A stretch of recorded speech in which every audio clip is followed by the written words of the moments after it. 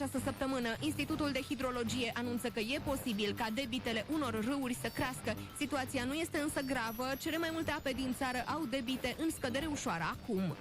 Tricolorii au început să pregătească meciul cu Polonia la antrenamentul de la